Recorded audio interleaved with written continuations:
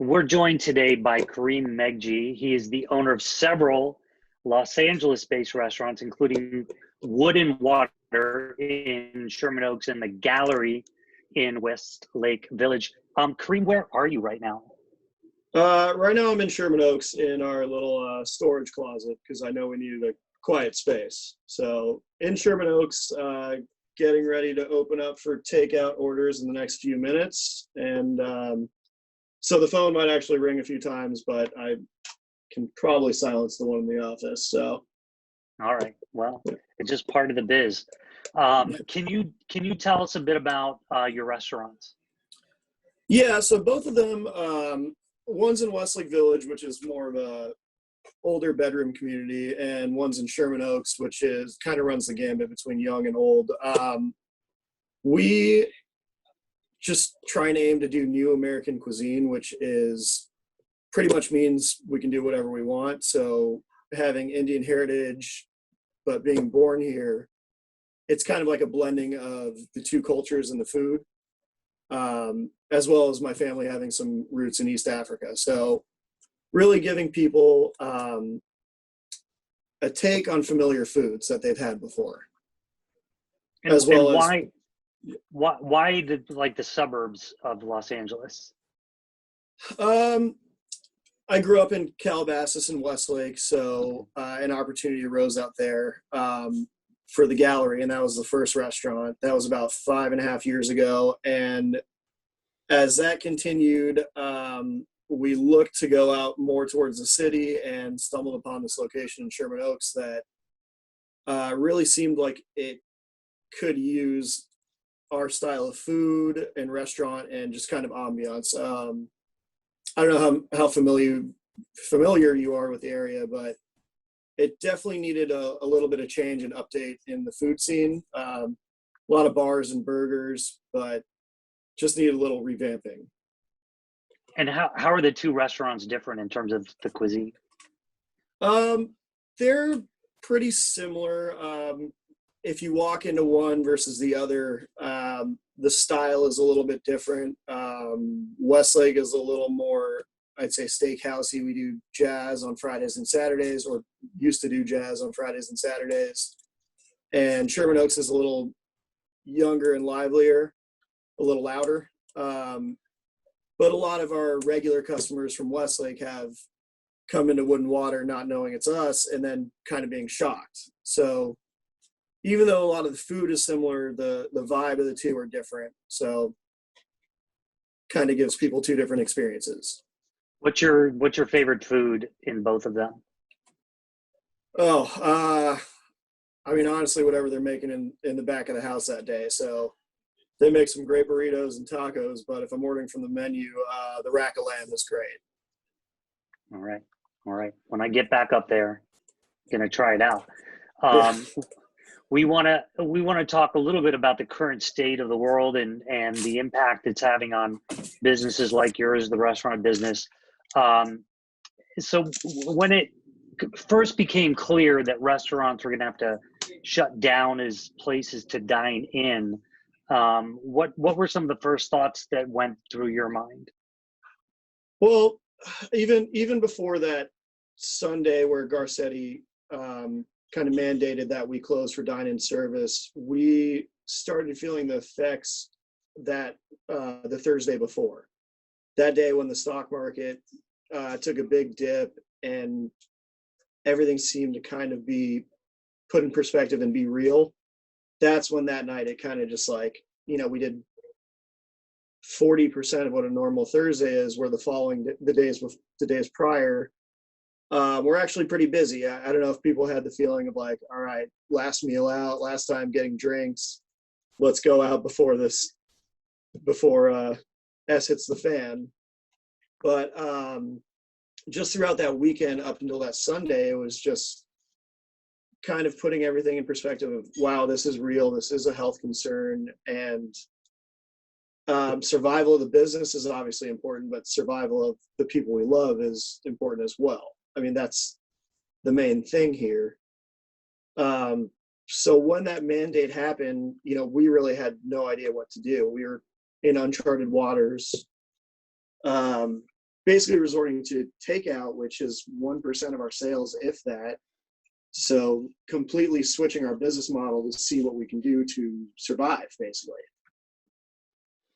And so it went from 1% to, I mean, it's all of it now, but in terms of comparing sales then to now, is it? So we're at probably a 90% reduction in sales, given the 2 weeks that we've operated under these new circumstances, which is a struggle. I mean, it's a big struggle to cover the payroll, keep everyone employed, keep spirits up. It's hard, but it's one of those situations that it's not just us. Everyone's kind of in this together.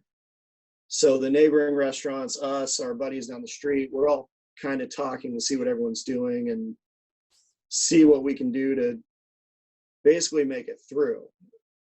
So walk me through some of the steps.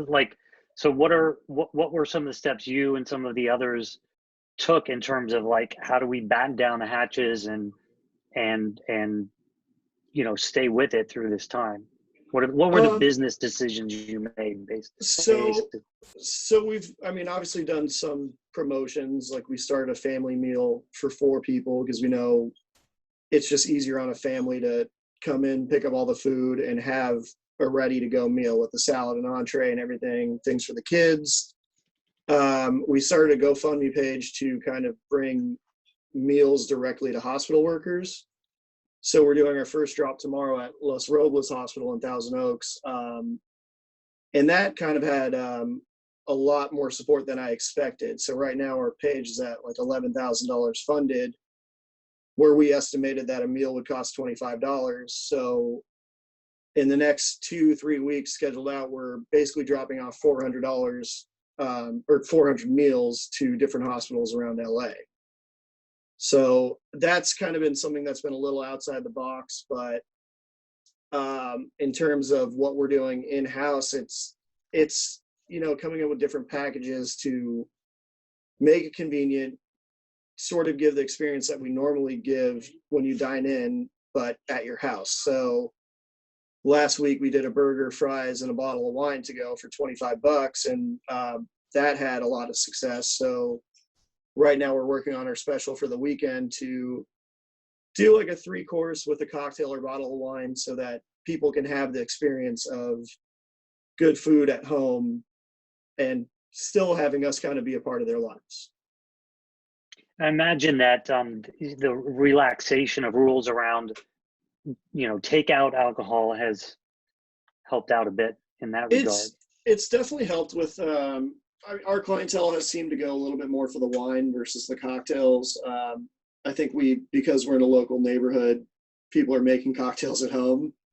We definitely have done some of them, and we're still tinkering with making some ones that are great for travel. So for instance, giving a bottle of ginger beer on the side instead of mixing it and things like that. But, before we had a pretty competitive wine list where I had some bottles of wine that were more expensive at grocery stores if they had them. And now we're doing half off bottles of wine to go. So it's almost like it's a steal. We had someone come in and buy 8 bottles of wine last week with an order of French fries.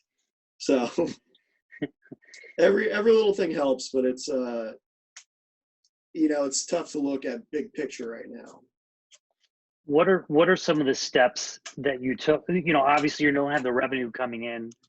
What are some of the cost cutting steps that you took? Dumbing down the menu a little bit, which is tough for us because a lot of our the thing that makes us attractive is getting food here that you can't get otherwhere, different flavor combinations, things like that. But a fried squash blossom stuffed with cheese is not going to travel that well once you pick it up and take it home. So it's certain things like that we're just kind of taking off the table. Some of the sashimis, oysters definitely are, we can't do those to go. So that Sunday when the announcement was made, we had 400 oysters basically down the trash. So that's been tough, but ordering foods that travel better has helped us keep our inventory down. Got it. And what about on the payroll side? I mean, you talked about, the people that we love, and I think you were Yeah. talking about our families and things like that, but I would imagine your workforce is partly family as well. Yeah, I mean, we're a small operation, and we have people that have worked for us for a very long time. So, I mean, I do consider those people family as well. It has been tough. I mean, all the servers luckily could apply for unemployment while still having a shift or two here. um, but that's been tough. I mean, we're doing to-go food, and I have one guy running it right now with a quarter of what the kitchen staff normally is. So that's been a challenge for them as well. They want to help. I want to give them something to do, but it's still, it can't be volunteer based, as you know. A lot of them have volunteered, but we still have to pay them. So Sure. we had to unfortunately lay off our first, one of our main kitchen guys the other day, and hopefully he can come back in the next few weeks, depending on what the SBA loan situation is, or what the funding sources can be from the federal government. But right now, everything's kind of up in the air. Yeah, I want to talk about that, but one last question in this regard. I mean, obviously, a big cost for restaurants is the space and the leases that they have. Have you had some success in terms of negotiating some flexibility there? Right now, we have good relationships with our landlords. The landlord at Wood and Water actually owned the space, or operated the space as a restaurant for 40 years before he owned the property. So he understands that this is a different situation that anyone's ever gone through. We're communicating back and forth, but nothing's really been put on paper of what we're going to do. I imagine rent has to be deferred, not forgiven, which will make it tough after all this to, rents in LA are already very expensive, and we work on razor thin margins. So to take on another expense to pay back rent is going to be difficult, but we're going to have to try and figure that out. Sure. So let's talk about some of the relief efforts, and there are several either in the works or that already exist. James Beard Foundation has a relief fund. There's a restaurant Which is now closed. But oh, really? Okay. Yeah, it's Wow. funny. I applied for because there's two different restaurants under two corporations. I applied for one, it seemed to go through, and then when I was applying for the second, it was due to overwhelming applications, we've closed it for now. Which, of course, there's thousands and thousands of restaurants applying for these grants, so that'll be interesting to see how many actually go out. But yeah, all those grants and programs like that have been great. People want to help restaurants. They understand the ripple effect that it has in the economy. But so you're applying for some of these? Yeah, I mean, right now, every day something new kind of comes across my email box, and applications for grants are I think it would be stupid not to apply for them. Sure. But yeah, I mean, the amount of grants that are kind of out there seems to be tremendous, but it's also new right now. We haven't seen anything go through. Right. Have you seen some other ideas out there? You talked about the meals for, the people at hospitals, and that's phenomenal. Are you seeing other ideas out there like that? And do you have others, that you're thinking about for yourself? Right now, I haven't seen too much else out there besides, what everyone's putting on Instagram with the cocktails to go and the cocktail kits. What we're kind of tinkering with right now is through our own personal network. We have a lot of friends and family that have older parents and grandparents, and getting meals to them under a similar platform might be something that we experiment with. And that would just be something where I am physically driving from place to place, dropping off food for grandma and grandpa, you know? Yeah, for sure.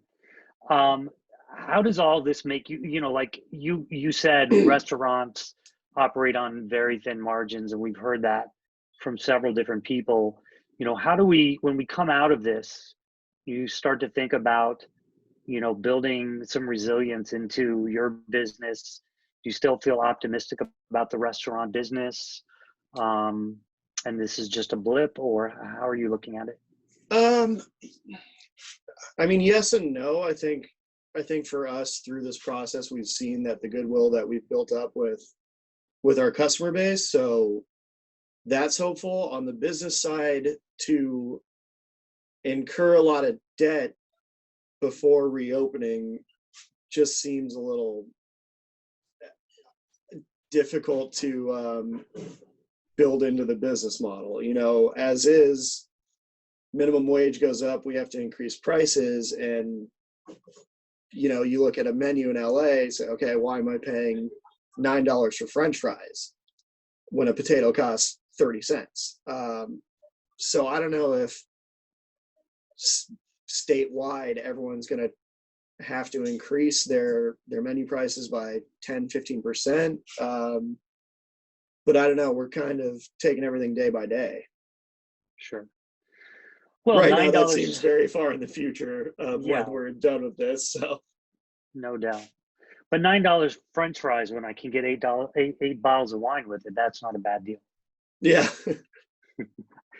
Well, I know it's tough. I admire what you're doing, and wish you the best of luck, and keep doing it. Well, thank you. I mean, any support helps, and we know a lot of people are stuck in their house and they're still thinking of us. So the emails, everything, the outreach has all made the staff and us feel great. So Fabulous. We'll all keep it going. Thank you for joining us today. yeah, thank you.